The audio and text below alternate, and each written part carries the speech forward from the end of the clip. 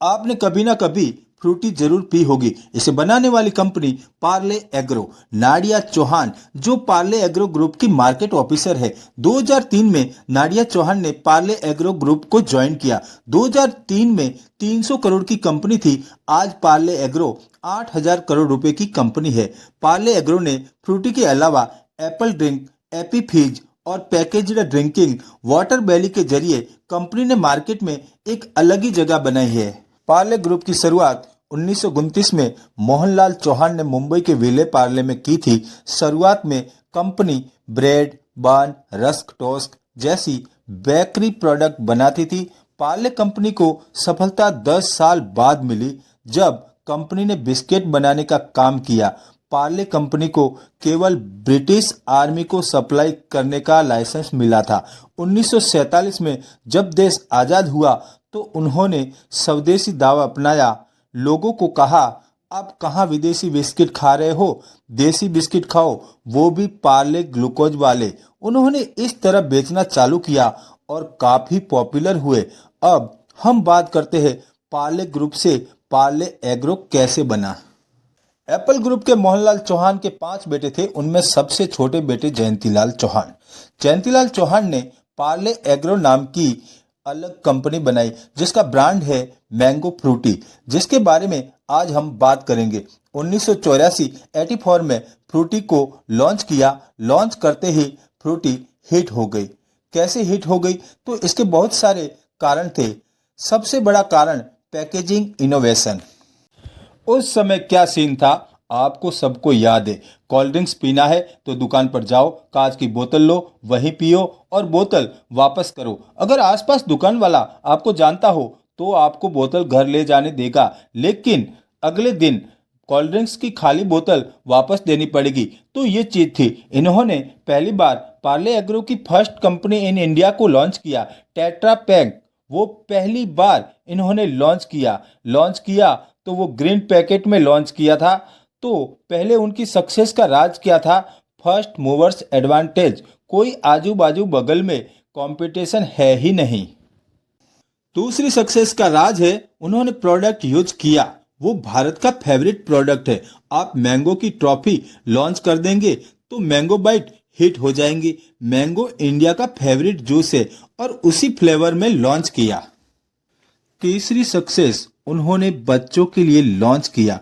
बच्चे आम का जूस को ज्यादा पसंद करने लगे।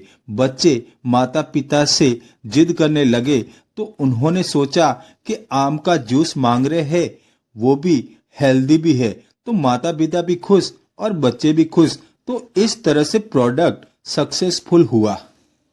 पार्ले एग्रो धीरे धीरे 2003 तक 300 करोड़ टर्नओवर किया। 2003 में कंपनी ने प्लास्टिक की बोतल में फ्रूटी को लॉन्च किया। इनका जो टर्नओवर था वो ठीक ठाक था। अब 2003 में नाडिया की एंट्री होती है, जो कि 17 वर्ष की उम्र में पार्ले एग्रो कंपनी को ज्वाइन किया। नाडिया 11 साल की उम्र से ही अपने पिताजी के साथ फैक्ट्रीज ऑफिस आती थी। पिताजी ने कहा कि मेरी 3 बेटियां हैं, बेटा तो है ही नहीं, तो बेटा और बेटी में डिफरेंट करने से अच्छा है बेटियों को भी बेटे जैसे पढ़ाओ। मारवाड़ी गुजराती कम्युनिटी में कौर होती है, बच्चों को छोटी सी उम्र में ही बिजनेस में वॉल्व करते हैं। तो नादिया चौहान ने पार्ले एग्रो कंपनी को फुल चार्ज में संभाला। अब फुल चार्ज में संभाला तो पहला डिसीजन लिया। अब ये पहला डिसीजन क्या था कि ये आती है हरे कलर में, आम का कलर होता है पीला, तो ये क्या हुई साइकोलॉजी। तो सबसे पहले हरे कलर को हटा के पीले रंग का कर दिया, तो ग्रीन पैकेट से येलो पैकेट किया। आज की जो जनरेशन है वो फ्रूटी पैकेट को येलो कलर से ही जानती है।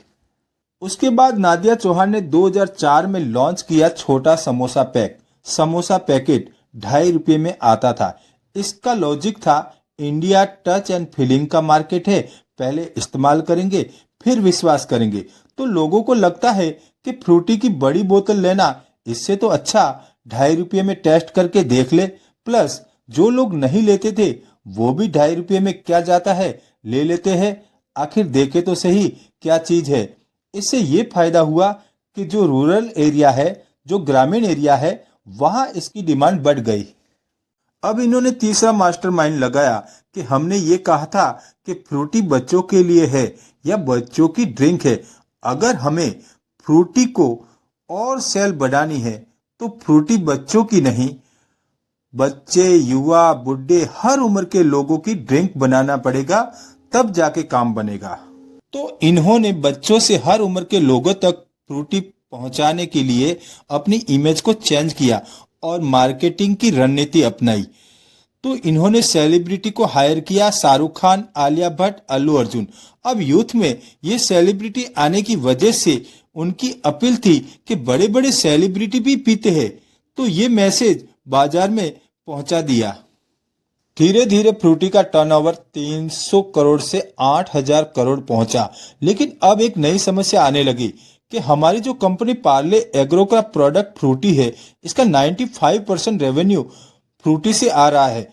कभी भी फ्रूटी का जो लेवल है वो ऊपर नीचे आ जाए तो कंपनी ने कहा डाइवर्सिफिकेशन करना पड़ेगा ताकि बिजनेस में फ्यूचर में किसी भी प्रकार की रिस्क ना रहे।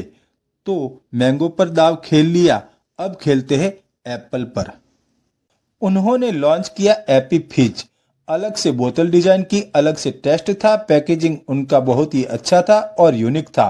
पहले टेट्रा पैक पे दाव खेला, अब एपी फिज की ऐसी बोतल बाजार में है ही नहीं, वो भी सबसे पहले ये लेके आए।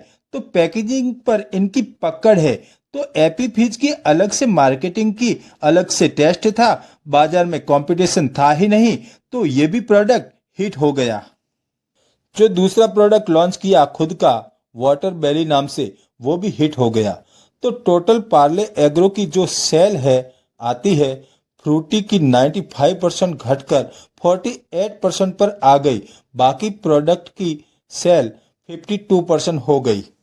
पार्ले एग्रो की 8,000 करोड़ की सेल है, उसमें फ्रूटी की 4,000 करोड़, वाटर बेली की 1,000 और छोटे मोटे एपी फिज को मिलाकर 3,000 करोड़ है।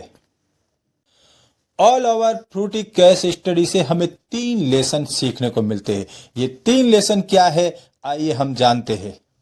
सबसे पहले आपको भीड़ से कुछ अलग करना है।